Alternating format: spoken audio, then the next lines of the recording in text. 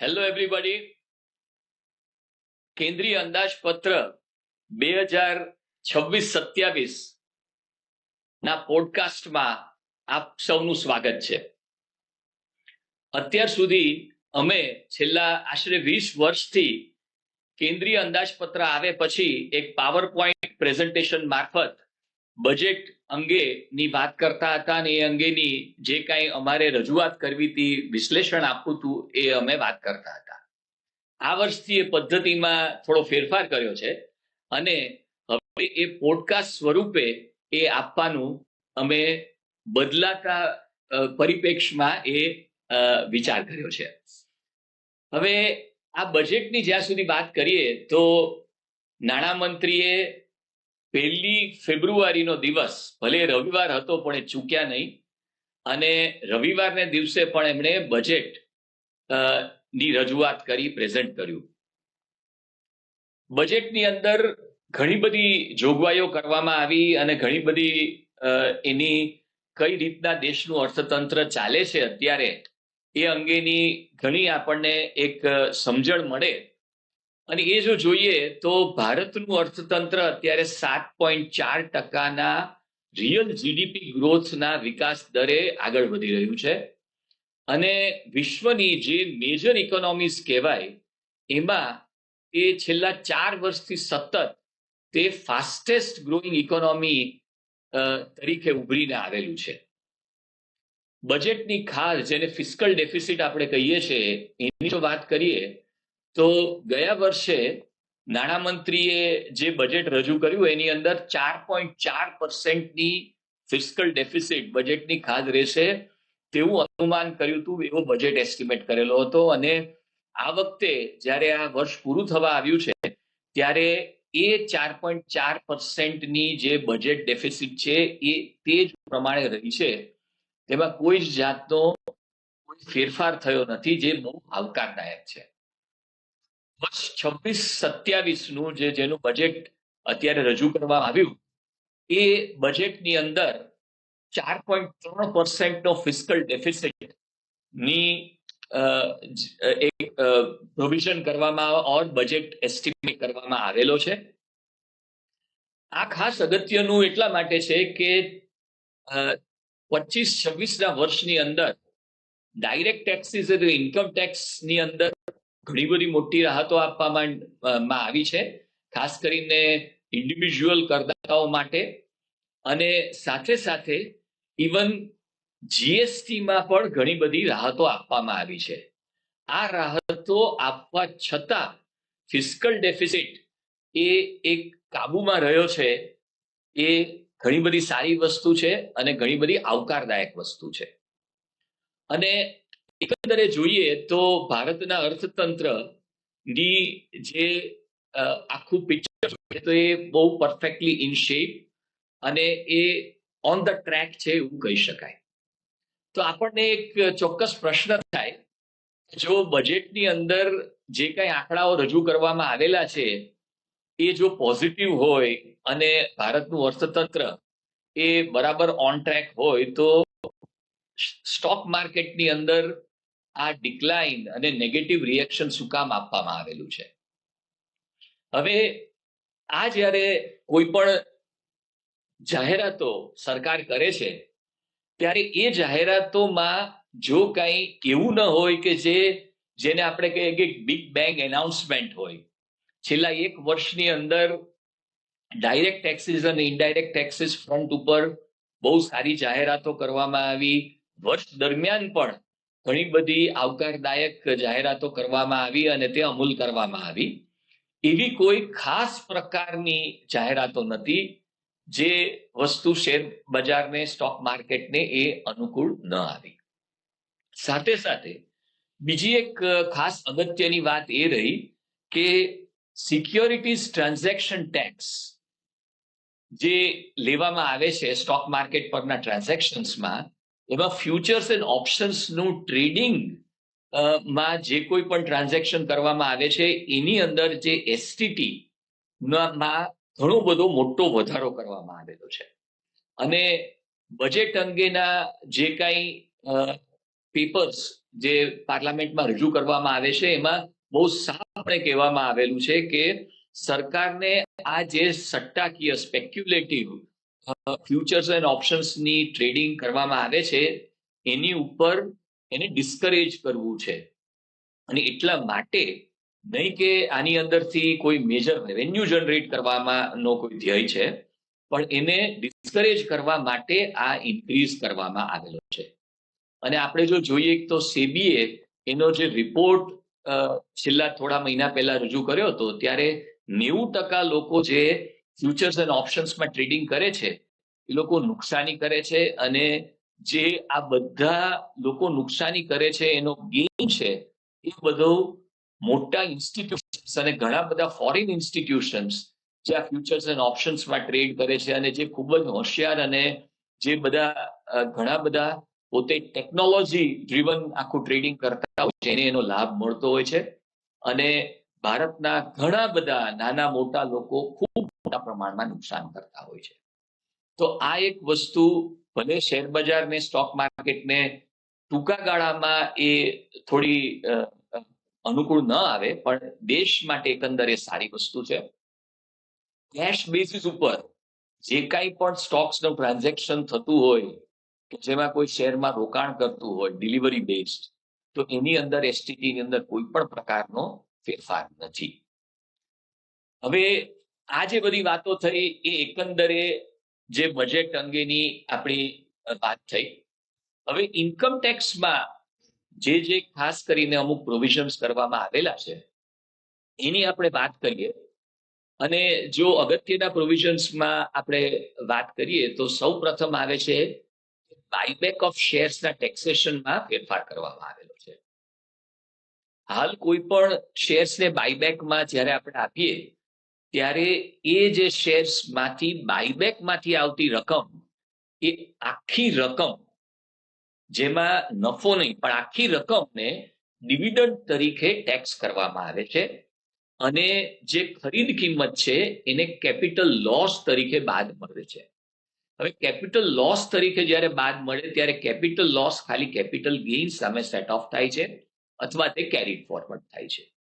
એટલે આ જે આખી ટેક્સેશનની પદ્ધતિ હતી એ બહુ બાયબેક માટે અનુકૂળ નથી.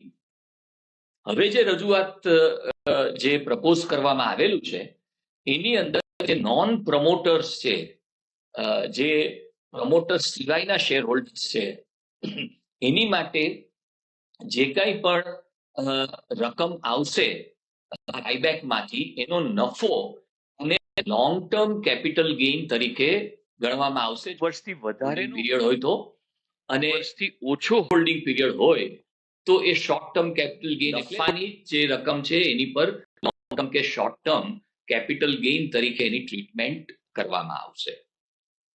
આ એક બહુ આવકારદાયક પગલું છે અને એને લીધે જે કંપનીઓના રિઝર્વ્સ બહુ સારા છે એ લોકો બાયબેક ઓફ શેર્સની અંદર એનો લાભ લઈ શકશે.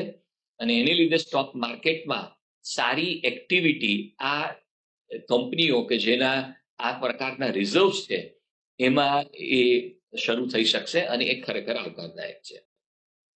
બીજો જે ફેરફાર કરવામાં આવેલો છે એ સોવરિન ગોલ્ડ બોન્ડ્સ એસજીબી ની અંદર જે કાંઈ પણ કેપિટલ ગેઇન થતો હોય એની ખરીદ કિંમત અને જ્યારે રિઝર્વ બેંકને આપીએ એ કિંમત વચ્ચેનો એ ટેક્સ ફ્રી છે એવી જોગવાઈ હતી. હવે આમાં થોડો ફેરફાર કરવામાં આવેલો છે અને જેની વ્યાપક અસર થઈ શકે એવું છે કે હવે જો ઓરિજિનલ સબસ્ક્રાઇબર જેને રિઝર્વ બેંકમાંથી જ હવે એસજીબી લીધેલા છે એને જ આ એક્ઝમ્પશનની જોગવાઈ લાગુ પડશે. જેને કોઈએ આ એસજીબી બજારમાંથી એટલે સ્ટોક એક્સચેન્જ પરથી કે બીજા કોઈ રીતથી ખરીદેલા હશે એમને આ જોગવાઈનો લાભ નહીં મળે. અને એ જોગવાઈનો લાભ લેવા માટે આખો જે હોલ્ડિંગ પીરિયડ છે 8 વર્ષનો એસજીબીનો એને હોલ્ડ કરવું પડશે. અને વચમાં જે રિઝર્વ બેંક લિક્વિડિટી વિન્ડો આપે છે ત્યારે જો આ શેર્સને આ એસજીબીને જો પરત આપવામાં આવશે તો પણ આ ટેક્સ ફ્રી કેટેગરીમાં નહીં આવે ને એની પર long term capital gain or short term capital gain the case may be એ રીતનો ટેક્સ લેવામાં આવશે.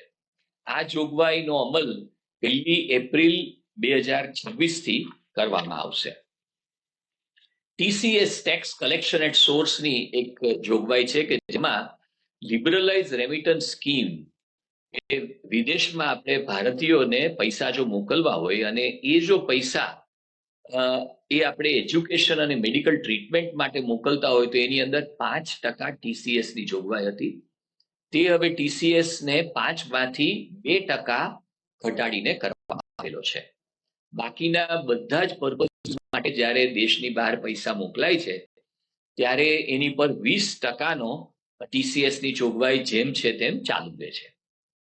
હવે જો ઓવરસીઝ ટૂર પેકેજ હોય અને એમાં જે ટીસીએસ ની જોગવાઈ હતી એમાં 10 લાખ રૂપિયા સુધીના પેકેજમાં 5%નો ટીસીએસ હતો અને 10 લાખ ઉપરના કોઈ પેકેજીસ હોય ટૂરના પેકેજીસ હોય તો એની અંદર 20%નો ટેક્સની જોગવાઈ હતી. એ હવે ઘટાડીને 2%ની કરવામાં આવી છે અને આ જોગવાઈ છે એ 1 એપ્રિલ 2026 થી લાગુ પડશે.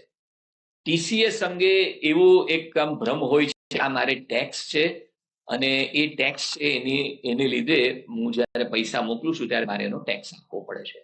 ખરેખર આ એક એડવાન્સ ટેક્સ પ્રીપેડ ટેક્સ છે અને એની ક્રેડિટ એ રિટર્નમાં જે ભરવાનો થતો હોય એ ટેક્સમાં મળી જાય છે અને ધારો કે જો આપણે ટેક્સ એટલો બધો ન ભરવાનો થતો હોય જે ટીસીએસ થયેલો છે તો એ રિફંડ આપવામાં આવે છે. હવે due dates of filing of return માં પણ થોડા ફેરફારો કરવામાં આવેલા છે.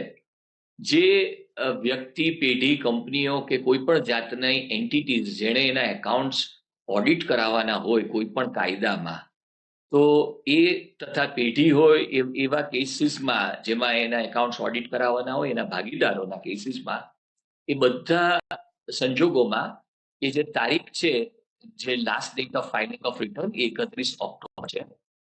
પછી જેને બિઝનેસની ઇન્કમ છે પણ એને એકાઉન્ટ્સ ઓડિટ કરાવવાની જરૂર નથી અને એઓપી એ બધાના કેસમાં જે તારીખ છે ડ્યુ ડેટ એ 31 ઓગસ્ટ છે અને એ સિવાયના તમામ કરદાતાઓના કેસમાં જે તારીખ છે એ due date of filing of tax returns એ 31 જુલાઈ રહે છે.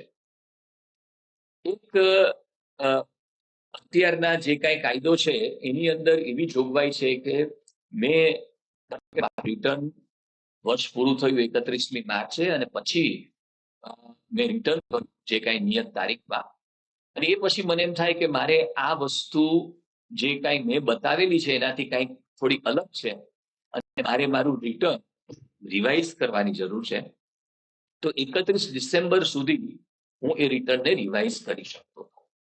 હવે જે નવો જે જોગવાઈ પ્રપોઝ કરવામાં આવેલી છે એ પ્રમાણે ઇવન 31 માર્ચ સુધી એટલે 31 ડિસેમ્બર નહીં પણ 31 માર્ચ સુધી વધારાના 3 મહિનામાં પણ હું મારું રિટર્ન રિવાઇઝ કરી શકીશ અને આવા સંજોગોમાં જ્યારે હું 1 જાન્યુઆરી થી 31મી માર્ચ સુધીમાં જ્યારે હું રિવાઇઝ રિટર્ન ફાઇલ કરતો ત્યારે મારે એક એડિશનલ ફી જ્યારે મારી આવક 5 લાખ સુધીની હોય તો 1000 રૂપિયા અને 5 લાખ વધારેની આવક હોય તો એની ઉપર 5000 રૂપિયાની એક એડિશનલ ફી ભરી અને એ હું રિવાઇઝ રિટર્ન ભરી શકું છું. જ્યારે કોઈ પણ કરદાતાની આવક ટેક્સને પાત્ર ન હોય અથવા તેને ટેક્સ ભરવાનો ન થતો હોય એવા સંજોગોમાં એ ફોર્મ 15H અને 15G જે સોર્સમાંથી ઇન્કમ થતી હોય વ્યાજની ડિવિડન્ડની એ બધાને એ લોકો સોર્સ વાઇઝ એ બધાને આપતા હતા અને એવા જ સંજોગોમાં એ ટીડીએસ એની પર નહોતો થતો. હવે એક સારી જોગવાઈ કરવામાં આવી છે કે જે કોઈ ડિપોઝિટરી કે જ્યાં આપણું ડીમેટ એકાઉન્ટ હોય અને એમાં રહેલી જે સિક્યોરિટીઝ છે એ જો લિસ્ટેડ હોય ભલે બોન્ડ હોય કે શેર્સ હોય તો એની માટે અલગ અલગ કંપની અલગ અલગ બોન્ડ્સ માટે અલગ અલગ 15H 15G ટાઈપના ફોર્મ્સ આપવાની જરૂર નથી. એક વખત ડિપોઝિટરીને એક ફોર્મ આપી દીધું એક્ઝમ્પશનનું એટલે તે એકાઉન્ટમાં રહેલી બધી જ સિક્યોરિટી માટે અપ્લાય થાય છે. હવે આ જે જોગવાઈ છે એ 1 એપ્રિલ 2026 થી નહીં, પણ 1 એપ્રિલ 2027 થી લાગુ પડશે. એટલે આજથી 1 વર્ષથી વધારેના સમય પછી આ જોગવાઈઓ અમલમાં આવશે. અને આ જે જોગવાઈમાં જે 15H અને 15G ના ફોર્મની આપણે વાત કરીએ છીએ, એ ફોર્મમાં જે નવું ફોર્મ આવશે, જે ઇન્કમ ટેક્સ એક્ટ 2025 ના હજી રૂલ્સ અને ફોર્મ્સ આવવાના બાકી છે, એમાં જે ફોર્મ આવશે કે જેની અંદર જે આ 15H અને 15G ને સમકક્ષ હશે, એમાં આ જોગવાઈનો આપણને લાભ મળી શકશે. બીજું, હાલના ઇન્કમ ટેક્સ એક્ટમાં એવી જોગવાઈ છે કે કોઈ પણ વ્યક્તિ એનું અપડેટેડ રિટર્ન ભરી શકે. અપડેટેડ રિટર્ન એ વર્ષ પૂરું થયું એના 4 વર્ષ સુધી ભરી શકાય છે.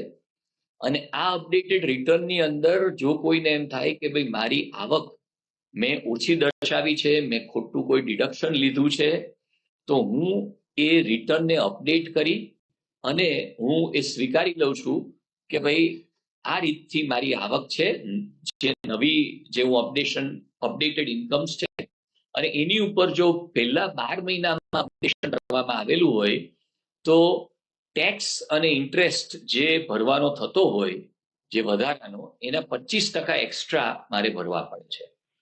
જો બીજા વર્ષે હું કરું, જો અપડેશન કરું, તો 50%, ત્રીજા વર્ષે 60% અને ચોથા વર્ષે 70% ઓફ ટેક્સ એન્ડ ઇન્ટરેસ્ટ હું એ રકમ એક્સ્ટ્રા ભરી અને મારું રિટર્ન હું અપડેટ કરી શકું છું. હવે જો કોઈ સંજોગોમાં ઇન્કમ ટેક્સમાંથી નોટિસ આવેલી હોય રીઓપનિંગ કરવા માટે, અને એના રિસ્પોન્સમાં જો આવું અપડેટેડ રિટર્ન ભરવામાં આવે અને 25 ની બદલે 35, 50 ની બદલે 60 એમ વધારાના જે તે સ્લેબમાં 10% વધારે રકમ ભરી અને જો હું રિટર્ન અપડેટ કરી નાખું તો પેનલ્ટી થી હું બચી શકું છું અને પ્રોસિક્યુશન થી હું બચી શકું છું. તો આ જોગવાઈનો લાભ લઈ શકાય છે. અને ભારતમાં છેલ્લા 1 વર્ષની અંદર તો ખાસ કરીને કેટલા બધા લોકોએ અપડેટેડ રિટર્ન્સ ભર્યા છે કે જેમાં એ લોકોએ સ્વીકારી લીધું છે કે ડિપાર્ટમેન્ટ જો એ વસ્તુ પર પ્રોસેસિંગ કરશે ને આગળ વધશે, અસેસમેન્ટ કરશે, તો મારે એની પર પેનલ્ટી પણ ભરવી પડશે. એના કરતા હું સ્વીકારી લઉં કે ભાઈ આ મારી આવક છે અને વધારાનો ટેક્સ અને એક વધારાની રકમ ભરી અને હું પેનલ્ટી અને પ્રોસિક્યુશનમાંથી બચી શકું. છેલ્લી જે એક જાહેરાત કરવામાં આવી છે, જે અગત્યની છે, એની વાત કરવી છે કે હાલ ઘણા બધા લોકો પાસે ફોરેનની અંદર કોઈ મૂવેબલ કે ઇમૂવેબલ અસેટ્સ હોય છે. હવે જો આ ફોરેનમાં અસેટ્સ કે ઇન્કમ જો જાહેર કરવામાં આવેલી ન હોય, ઓર જો કોઈ અનડિસ્ક્લોઝ સોર્સિસમાંથી એ ઊભી કરવામાં આવેલી હોય, તો 1 કરોડ રૂપિયા સુધીની આવી જો કોઈ આવક અથવા કોઈ અસેટ્સ છે, તો એની માટે 30% એની પર ટેક્સ અને 100% પેનલ્ટી, એટલે 30%ના 100% એટલે બીજા 30%, એટલે કુલ 60% રકમ ભરી અને જે કઈ ઇન્કમ ટેક્સના જે બધા પ્રોવિઝન્સ છે, ઇન્ટરેસ્ટ, પેનલ્ટી, ટેક્સીસના અને બ્લેક મની એક્ટના જે કંઈ પણ બહુ જ ખૂબ જ એવા તકલીફદાયક બધા જે પ્રોવિઝન્સ છે, એની અંદરથી બચી શકાશે એવી એક જાહેરાત અને એક સ્કીમ રજૂ કરવામાં આવી છે. હવે કોઈ વ્યક્તિ નોન રેસિડેન્ટ ઇન્ડિયન હોય અને ત્યારે એમણે કોઈ ફોરેનમાં અસેટ્સ લીધેલી હોય, ઓર ત્યારે એની પાસેની ફોરેન અસેટ્સ હોય, અથવા ભારતમાંથી કોઈ લેજિટિમેટ ડિસ્ક્લોઝડ સોર્સિસથી એને ઇન્કમ ઓર એસેટ્સ લીધેલી હોય, તો એવા સંજોગોમાં એ એસેટ્સને દર્શાવવામાં આવેલી ન હોય ઇન્કમ ટેક્સની અંદર, જે એનો નિયત એક એનેક્સ્ચર છે એની અંદર, તો એવા સંજોગોમાં એક ટેકનિકલ ડિફોલ્ટ છે અને એની માટેની 5 કરોડ રૂપિયા સુધીની આવી જે કંઈ અસેટ્સ હશે, એની માટે 1 લાખ રૂપિયાની એક વન ટાઈમ ફી ભરી અને આ સ્કીમની અંદર એનું સેટલમેન્ટ થઈ શકે છે. આ પણ ખૂબ અગત્યની જોગવાઈ છે. જો કોઈએ આ ફોરેન અસેટ્સને ડિસ્ક્લોઝ ન કરી હોય તો આનો ચોક્કસ લાભ લેવા જેવો છે. કારણ કે એના પેનલ્ટી પ્રોવિઝન્સ છે ઇન્કમ ટેક્સ એક્ટ અને બ્લેક મની એક્ટમાં એ ખૂબ જ તકલીફદાયક છે. That is all. જો કાંઈ પણ વધારાની માહિતી કે કાંઈ પણ ચોખવટ સમજણ જોઈએ તો ચોક્કસ અમારો સંપર્ક સાધી શકો છો. Thank you.